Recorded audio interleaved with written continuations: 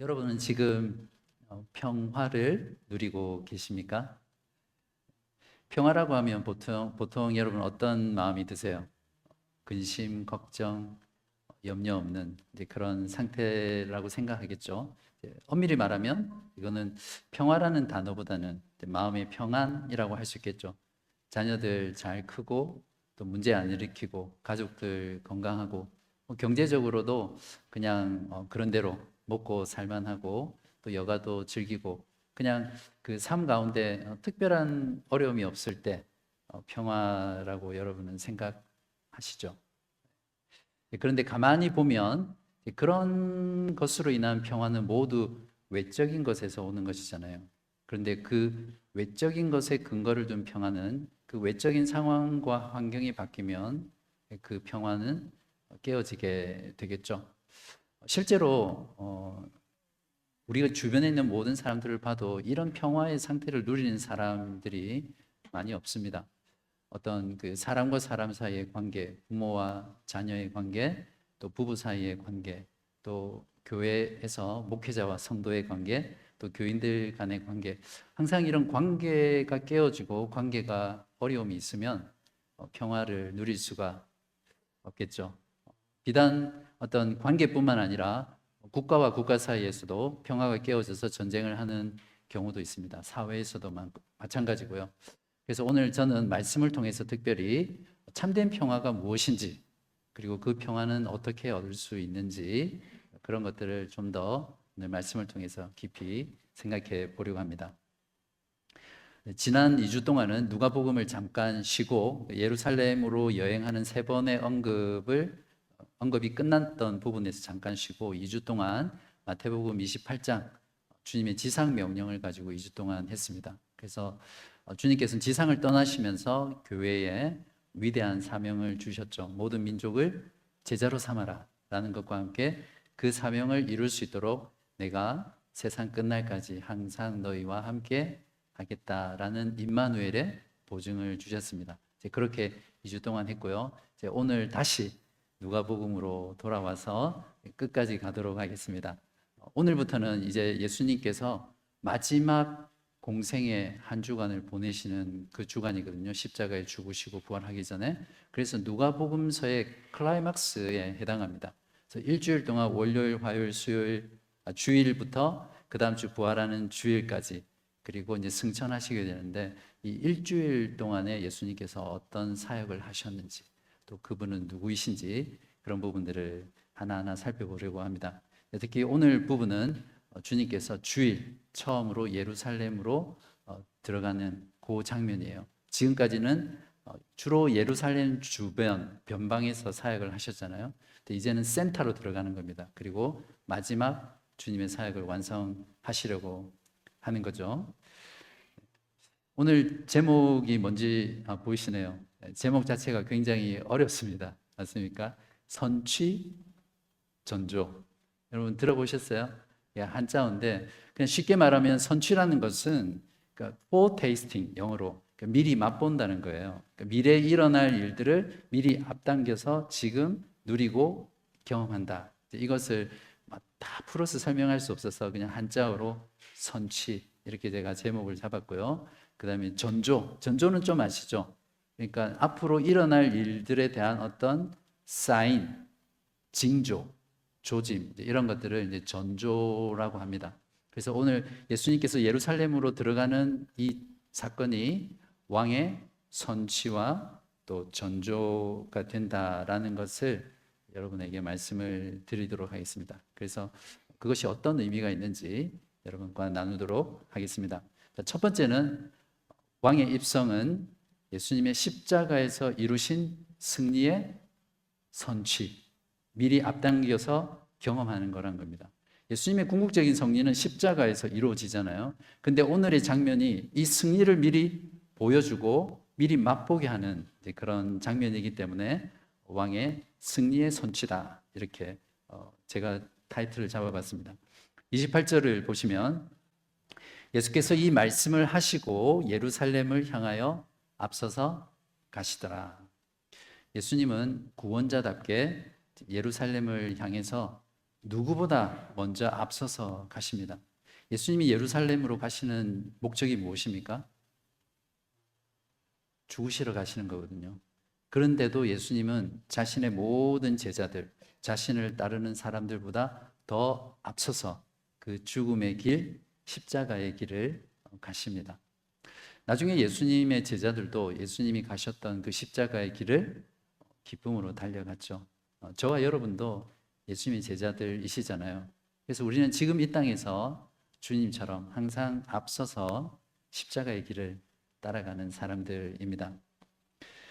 29절에 30절 보십시오. 감람원이라 불리는 산 쪽에 있는 벳바게와 베다니에 가까이 가셨을 때에 제자 중 둘을 보내시며 이르시되 너희는 맞은편 마을로 가라. 그리로 들어가면 아직 아무도 타보지 않은 나귀 새끼가 매어 있는 것을 보리니 풀어 끌고 오라. 만일 누가 너희에게 어찌하여 푸느냐 묻거든 말하기를 주가 쓰시겠다 하라 하시매.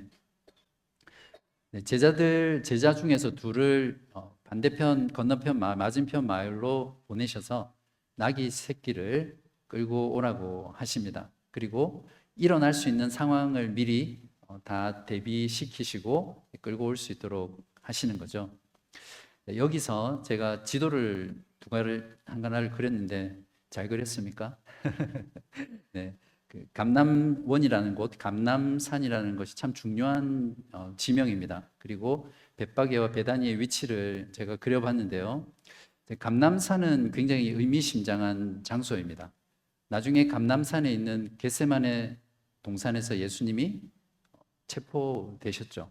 그리고 예수님이 승천하신 장소가 감남산입니다.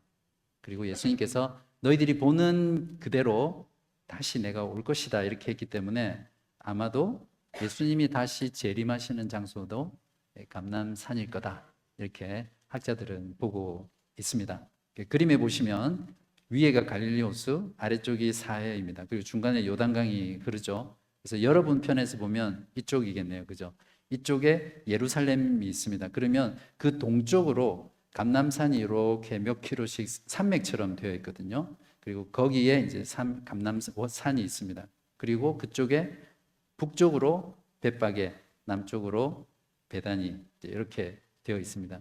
큰 그림으로 이제 설명이 되어 있는데 이런 지명 지역들을 조금 이해하시면 여러분들이 말씀을 좀 더 잘 이해하실 수 있을 것입니다. 32절에 보시면 보내심을 받은 자들이 가서 그 말씀하신 대로 만난지라 나귀 새끼를 풀 때에 그 임자들이 이르되 어찌하여 나귀 새끼를 푸느냐 대답하되 주께서 쓰시겠다 하라 하시며 그러니까 예수님은 미리 일어나지 않는 일을 정확하게 말씀하시고 그 예수님의 말씀 그대로 이루어진 것을 봅니다. 갑자기 어떤 사람들이 와서 자기 나귀 새끼를 이렇게 풀어서 가려고 하는 사람들을 보면 여러분이 주인이라면 어떻게 하겠습니까? 완전히 강도도 아니고 그래서 예수님 말씀대로 물어보죠. 그래서 주가 쓰시겠다 이렇게 말하니까 그 뒤에 보면 어떤 저항이나 또 주지 않으려고 하는 내용이 없습니다. 그냥 그대로 그 나귀를 가져가도록 내어준 거죠. 한번 여러분에게 질문해 보겠습니다. 예수님은 하나님이시잖아요. 그래서 하나님이시기 때문에 예수님의 그 전지하심으로 미래에 일어날 일들을 미리 다 아시고 이런 말씀을 하시고 또 그대로 이루어진 것이다. 아니면 예수님이 미리 맞은편 마을로 가서 자신이 예루살렘 성으로 들어갈 것을 다 준비해 놓으신 거예요. 나귀도 묶어 놓고 그 주인에게 제자들이 오면 주가 쓰시겠다 하면 주라 이렇게 다 미리 사전에 준비하셨겠습니까? 둘 중에 여러분은 어느 것이 더 맞는 것 같으세요?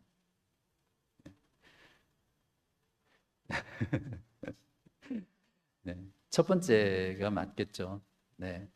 예수님께서 늘 제자들과 함께 다니셨고 그 제자들을 잠깐 떠나서 뭔가 어떤 일들을 준비해 놓고 일들이 일어난 게 한 게 아니라 주님께서는 완전한 하나님이시면서 또 완전한 인간이시기 때문에 설명할 수는 없지만 주님의 그 전지하신 힘과 능력으로 모든 일들이 그대로 되어지도록 섭리하신 것이라고 이해하시면 됩니다. 35절, 그것을 예수께로 끌고 와서 자기들의 겉옷을 나귀 새끼 위에 걸쳐놓고 예수를 태우니 가실 때에 그들이 자기의 겉옷을 길에 펴더라.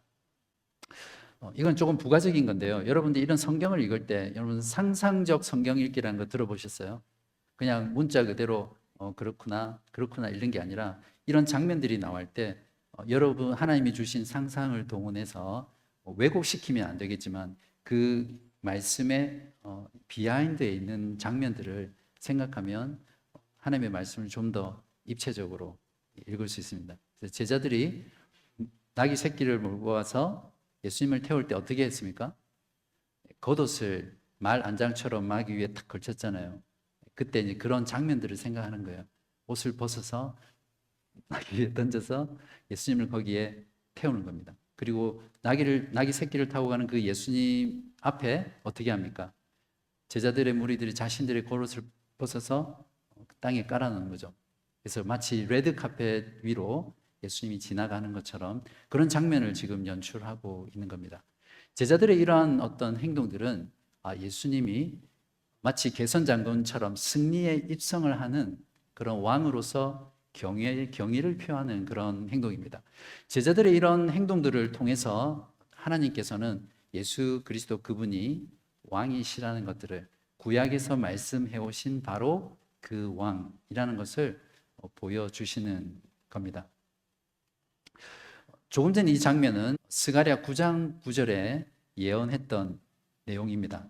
스가랴 9장 9절을 보시면 시온에 따라 크게 기뻐할지어다 예루살렘에 따라 즐거이 부를지어다 보라 내 왕이 내게 임하시나니 그는 공의로우시며 구원을 베푸시며 겸손하여서 나귀를 타시나니 나귀의 작은 것 곧 나귀 새끼니라. 그러니까 스가랴 선지자는 약 400년 이상 전에 예수님이 오시기 전에 활동했던 선지자였거든요. 그러니까 바벨론 포로로 있다가 예루살렘으로 다시 귀환해서 느부갓네살 왕에 의해서 완전히 초토화된 그 예루살렘 성전을 그 포로 귀환민들이 다시 재건을 합니다. 그것을 이제 제2의 성전이라고 하는데 그 성전을 재건할 때 주변에 있는 많은 대적자들 그리고 극심한 가난 때문에 성전 재건을 중단한 상태였어요. 그때 스가랴 선지자가 이 예언을 한 겁니다. 그러면서 이스라엘을 회복하고 구원할 왕은 어떻게 오신다고요? 겸손하여서 나귀 새끼를 타고 오신다. 이렇게 예언을 했습니다. 그러니까 궁극적으로 스가랴 선지자가 400년 전에 예언했던 그 나귀 타고 오는 그 왕, 그 사람은 결국 예수 그리스도를 이미 보여주시고 예언한 기록이라는 거죠. 그래서 예수님께서 지금 바로 그 일들을 성취하시는 겁니다. 예수님은 구약 성경을 너무나 잘 알기 때문에 그 구약 성경에서 말하는 그 메시아가 자신이기 때문에 나귀 새끼를 준비시키고 나귀 새끼를 타서 그것이 이루어지게 한 것이 아니라 주님께서 하시는 일 그 자체, 그 삶 자체가 구약의 모든 그 말씀이 성취가 된 그런 것으로 우리가 이해를 해야 합니다. 같은 내용을 기록한 요한복음 12장 13절에 보면 무리들이 예수님을 환영할 때 종려나무 가지를 들어요. 그래서 이 종려나무 가지를 들고 예수님의 입성을 환영했다고 해서 기독교회에서는 여러분 종려주일이라는 거 들어보셨어요? 팜 선데이라고 부르거든요. 그래서 이 종려나무는 승리, 기쁨, 평화를 상징하거든요. 그래서 종려나무 가지를 흔들었다는 것은 예수님의 이 입성이 바로 승리의 왕, 평화의 왕, 기쁨의 왕으로 오신다는 것을 보여주는 그런 모습입니다. 그래서 지난 2000년 동안 기독교회는 이 주일을 종려주일로 지켜왔습니다. 물론 종교개혁 이후에 많은 교회들은 이런 절기들을 굳이 지키지는 않는데 종려주일이 그런 의미입니다. 자, 나귀 새끼를 타고 오시는 예수님을 보고 제자의 온 무리들이 환호를 합니다. 37절에 보시면 이미 감람산 내리막길에 가까이 오심에 제자의 온 무리가 자기들이 본 바 모든 능한 일로 인하여 기뻐하며 큰 소리로 하나님을 찬양하며. 여기서 제자들의 온 무리가 기뻐하는 이유가 무엇입니까? 자기들이 본 바 모든 능한 일입니다. 무엇입니까? 조금 전 본문을 보면 예수님께서 10명의 나병 환자를 고치시고 18년 동안 등이 굽은 여인의 병을 고치시고 손 마른 자를 고치신 그런 일들, 그 외에도 죽은 자를 살리시고 가난한 자에게 복음을 전하시고 죄인을 용서하시고, 그런 예수님의 모든 사역들, 그 모든 놀라운 기적과 그분의 가르침과 그분의 사역을 보고 제자들이 그것 때문에 찬양을 하고 있습니다. 여기서 우리는 우리가 하는 찬양이 어떠한 것인지를 정말 잘 배울 수 있습니다.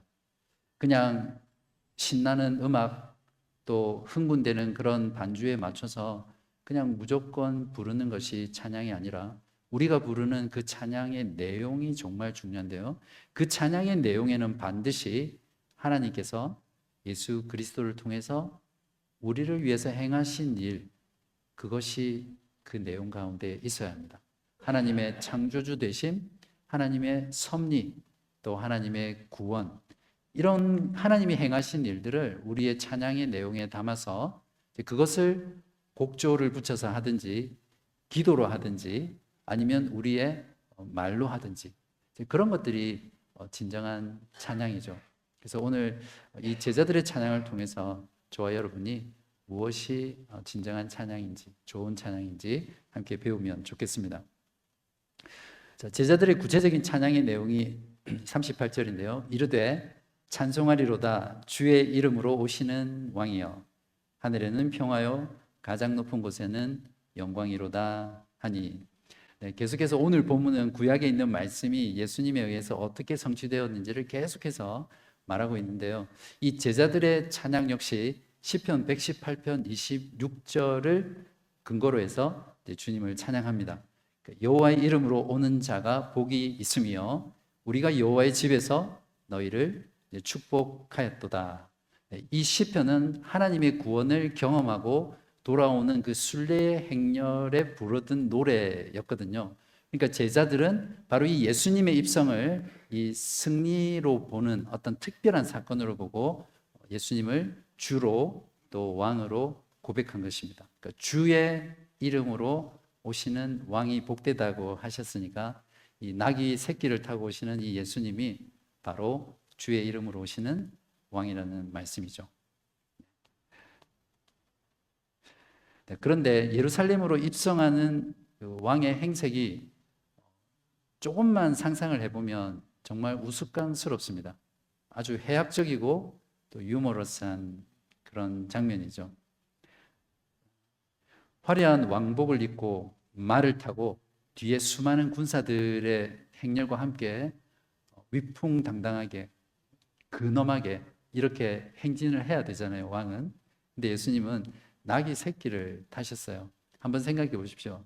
장성한 어른이 나귀 새끼를 탔으니까 예수님의 키가 어느 정도 되는지는 모르지만 아마 어쩌면 발을 땅에 이렇게 질질 끄시면서 또 아직 한 번도 사람이 타보지 않았기 때문에 그 나귀 새끼는 비틀비틀 이리 비틀 저리 비틀 그렇게 갔을지도 모릅니다.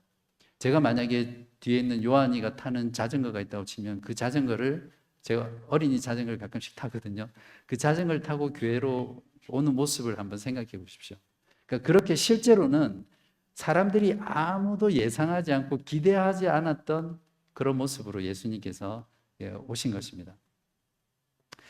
이것은 예수님께서 왕으로 오셔서 이루시는 하나님의 나라는 겸손과 섬김으로, 그리스도의 겸손, 그리스도의 섬김으로 이루어지는 나라라는 것을 이제 보여주시는 겁니다.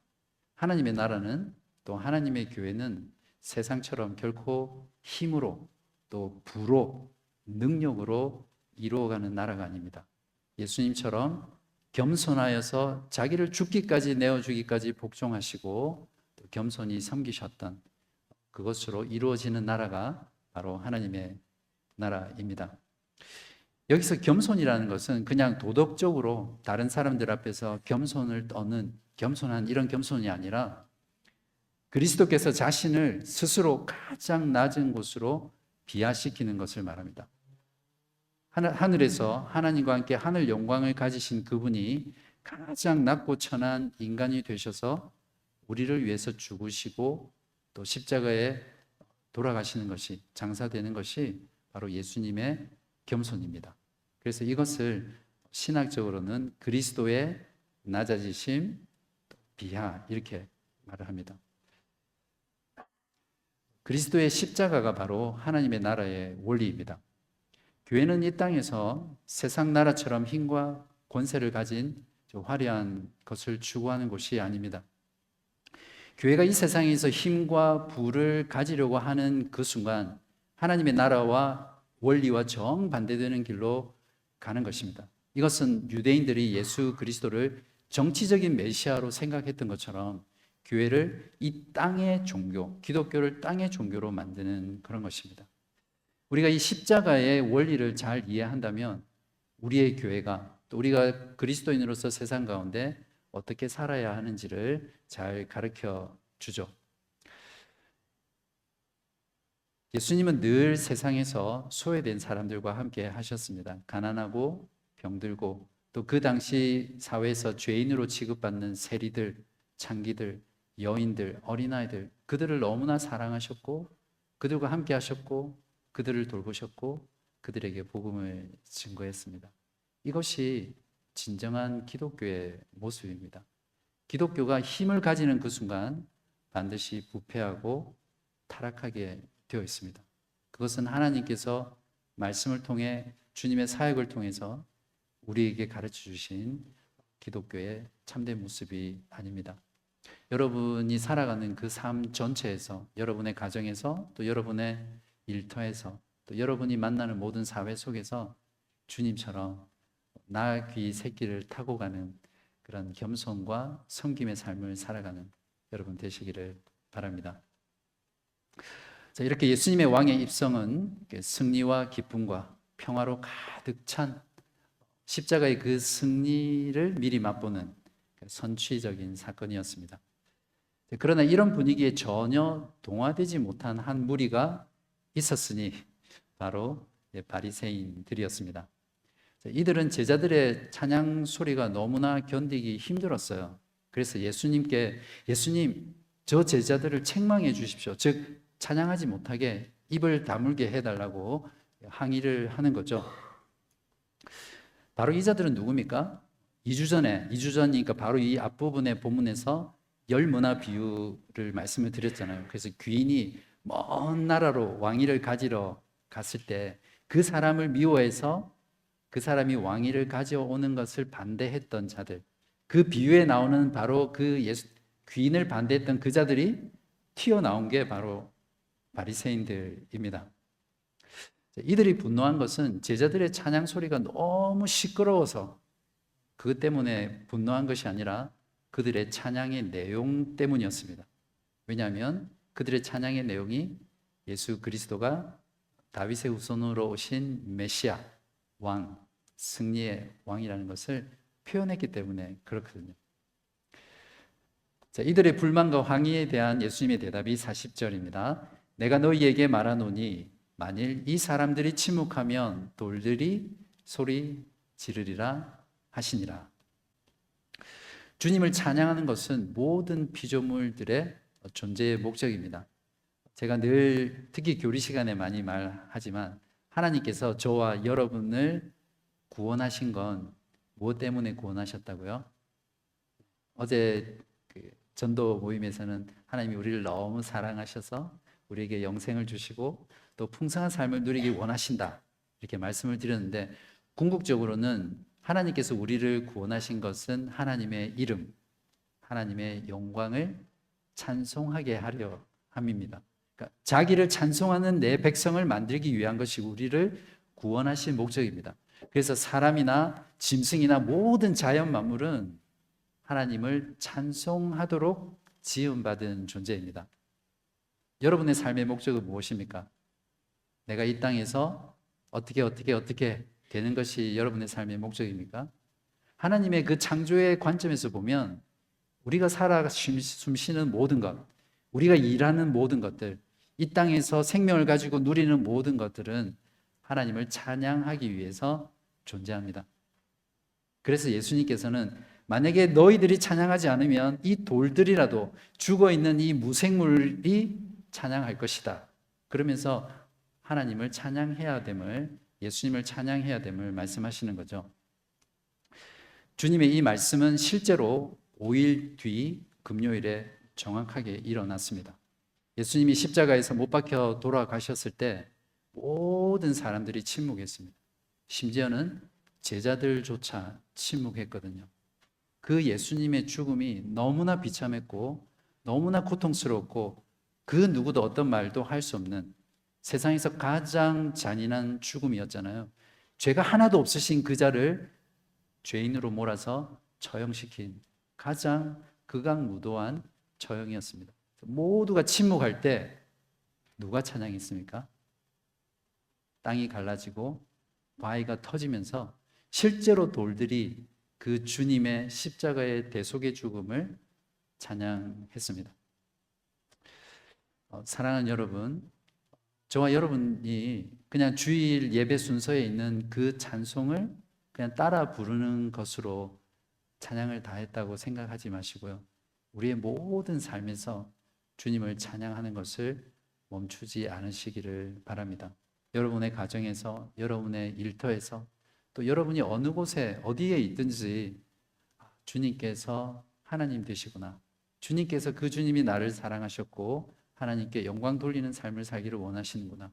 하나님의 거룩하심, 하나님의 지혜로우심, 하나님의 자비로우심, 그분의 완전하심, 전지하심, 전능하심, 이런 것들을 여러분의 마음속에서, 여러분의 입술로, 또 특히 우리가 교회로 모였을 때 마음껏 기뻐하며 찬양하는 그런 찬양의 삶을 살아가시기를 바랍니다. 저는 개런티할 수 있는데요. 여러분이 이런 찬양의 삶을 살 때 우리의 마음에 진정한 평화와 안식과 기쁨이 샘솟으리라고 확신합니다. 자, 이렇게 낙이 새끼를 타고 오신 왕의 입성은 이제 곧 십자가에서 죄와 사망을 이기시고 승리하실 그리스도의 십자가의 승리를 미리 맛보는 foretasting 하는 선취의 사건입니다. 자, 이제 두 번째 왕의 선취와 전조에서 두 번째 부분인데요. 왕의 눈물은 심판의 전조라는 말씀입니다. 예수님께서는 제자들의 무리의 찬양을 받으면서 이렇게 감람산을 내려오고 계셨습니다. 그러면서 예루살렘 성에 점점 가까이 가면서 이제 성을 바라보게 되는데요. 그 성을 바라보는 모습이 그 사진에 보시는 내용입니다. 저기 보시면 저기가 감람산에서 예루살렘을 바라보면 보이는 장면입니다. 중간에 황금색 돔이 있죠. 저기가 예루살렘 성전이 있던 자리입니다. 저곳에 이슬람 사원이 세워졌죠.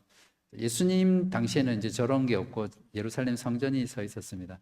예수님께서 그 예루살렘을 바라보면서 또 예루살렘 성전을 보면서 우셨습니다.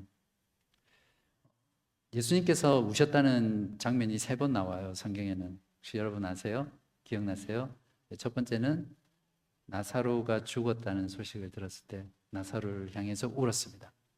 또 하나가 여기서 울었고요. 또 언제 울었습니까? 네. 겟세마네 동산에서 땀이 핏방울이 되도록 기도하실 때, 히브리서는 이것을 눈물로 기도하셨다 이렇게 표현하고 있거든요. 성경에는 3번 우셨다고 기록이 되어 있습니다. 저는 예수님이 참 하나님이시지만 또 참 인간이라는 그런 어떤 교리적인 이 말씀이 예수님이 우셨다라는 이런 본문들을 읽으면 정말 마음에 많이 와 닿습니다. 하나님이신 그분이 우신다고 생각하니까 정말 주님은 참 인간이시고 우리와 공감하시는 분이시구나, 그런 것들 느끼게 됩니다. 우리처럼 우시고요. 예수님은 또 우리를 위해서 우십니다. 그리고 우리와 함께 우시는 임마누엘이시죠. 혹시 여러분 가운데 그런 분 없으면 좋겠지만 울고 계신 분 계세요? 그렇다면 예수님이 여러분처럼 우시고 여러분을 위해서 우시고 또 여러분과 함께 우시는다는 것을 마음속에 꼭 기억하시면 좋겠어요. 혹시 여러분이 살면서 울어야 되는 그런 상황이 오시면 우리처럼 우시는, 우리를 위해서 우시는, 우리와 함께 우시는 주님을 꼭 기억하시면 좋겠습니다. 여기서 예수님이 우신다는 것은 그냥 그 눈물을 삼키면서 목으로 그냥 조용히 우셨거나 그냥 흐르는 눈물 그렇게 우신 것이 아니라 그 원어의 단어의 표현을 보면 통곡했다는 그런 표현입니다. 사랑하는 사람을 잃어버렸을 때 애통하잖아요. 그냥 가슴이 찢어지듯이 그렇게 우셨다는 겁니다. 그냥 엉엉 통곡하셨다는 겁니다. 예루살렘 성을 바라보면서 주님께서 그렇게 우셨습니다. 왕 대신 예수님께서 자신의 백성들이 사는 그 예루살렘을 보면서 얼마나 사랑했는지, 자기 백성을 얼마나 아끼셨는지 그것을 여기에서 표현할 수 있습니다.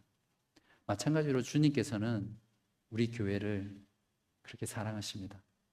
우리 교회가 혹 넘어지거나 연약해 있거나 또 죄 가운데 있다면 우리 주님께서는 우리 교회를 바라보시면서 이렇게 엉엉 아이처럼 통곡하며 우시는 분이십니다. 예수님께서 왜 우셨을까요? 평화의 왕으로 오신 자기들의 왕 되신 예수 그리스도를 믿지 않고 영접하지 않음으로 인해서 그들이 받게 될 그 심판의 멸망을 너무나 선명하게 미리 보신 겁니다. 그들에게 끊임없이 가서 회개하고 돌아오라고 이야기했지만 돌아오지 않는 그들, 결국에는 끝까지 돌아오지 않는 그들 때문에 하나님의 심판을 받아서 멸망하는 그것을 미리 보시고 주님께서 오셨습니다. 실제로 이 예언의 말씀은 40년이 채 지나지 않아서 AD 70년에 정확하게 이루어졌습니다. 끝까지 주님께 돌아오지 않는 이 이스라엘 백성들에 대한 심판으로 로마의 티투스 장군이 예루살렘을 침공해서 그냥 말 그대로 돌 위에 돌 하나도 남기지 않을 정도로, 물론 동쪽 벽인가는 남아있지만 지금도 말 그대로 예루살렘 전체를 평지로 만들어 버렸어요. 완전히 초토화시켜 버렸습니다. 그래서 그 예루살렘 성전이 무너지면서부터 실제로 유대교와 그리스도, 기독교는 완전히 갈라지게 되거든요. 평화의 왕이신 예수 그리스도를 영접할 때만이 참된 평화가 있습니다. 끝까지 회개하지 않고 예수님을 영접하지 않는 자는 우리의 육신의 장막, 이 육체의 장막이 무너지는 날 그 영혼도 함께 무너질 것입니다. 이것을 성경이 둘째 사망이다 이렇게 표현합니다. 요한복음 3장 36절에 아들을 믿는 자에게는 영생이 있고 아들에게 순종하지 아니하는 자는 영생을 보지 못하고 도리어 하나님의 진노가 그 위에 머물러 있느니라. 여러분은 어떠십니까? 여러분은 평화의 왕으로 오신 예수 그리스도를 믿지 않는 주변 분들을 보면서, 주변의 가족들을 보면서 우리 주님처럼 그들이 예수님을 믿지 않고 받게 될 그 심판의 멸망, 그것들을 생각하면서 예수님처럼 울고 계십니까? 우리가 누군가를 위해서 우는 것만큼 그 사람에 대한 사랑의 표현이 없거든요. 그렇잖아요. 내가 정말 사랑하는 사람은 그 사람이 뭔가 잘못되었거나 그 사람이 어려움이 있을 때 우리가 울잖아요.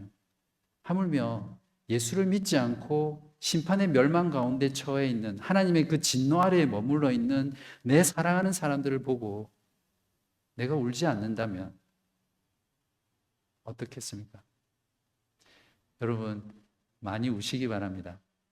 저는 분명히 우리들의 그런 울음을 통한 그 기도에 응답하셔서 우리의 사랑하는 가족들을, 사랑하는 친구들을, 또 지인들을 구원해 주시리라고 생각합니다.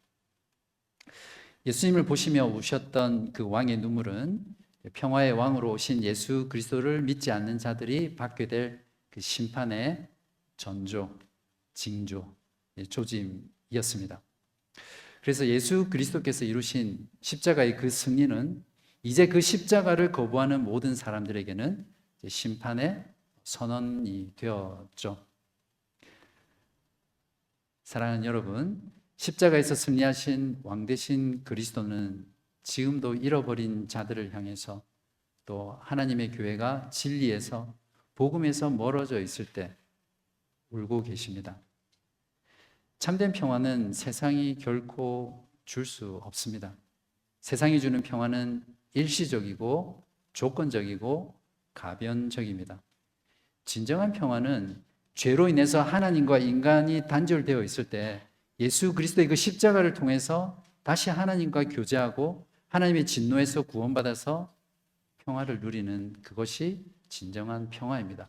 바로 그것에서 모든 평화들이 흘러나오는 것이거든요. 십자가에서 죽으시고 또 다시 사심으로 죄와 사망을 정복한 승리하신 예수 그리스도를 나의 구주 또 나의 왕으로 모시는 여러분 되시기를 바랍니다.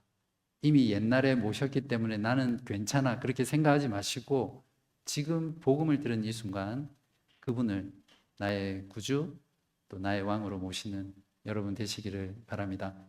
로마서 5장 1절 그러므로 우리가 믿음으로 의롭다 하심을 받았으니 우리 주 예수 그리스도로 말미암아 하나님과 화평을 누리자. 그러므로 사랑하는 여러분, 주의 재림의 날이 오기 전 아니면 우리 개인의 종말이 오기 전에 이 평화에 관한 일, 평화에 관한 복음을 들은 오늘 지금 예수님을 영접하시고요. 또 여러분의 주위에 이 평화의 복음을 알지 못하는 그래서 평화롭지 못한 그 사람들을 향해서 여러분이 그 평안의 복음을 증가하는 주님의 발이 되시기를 주님의 이름으로 간절히 기도합니다.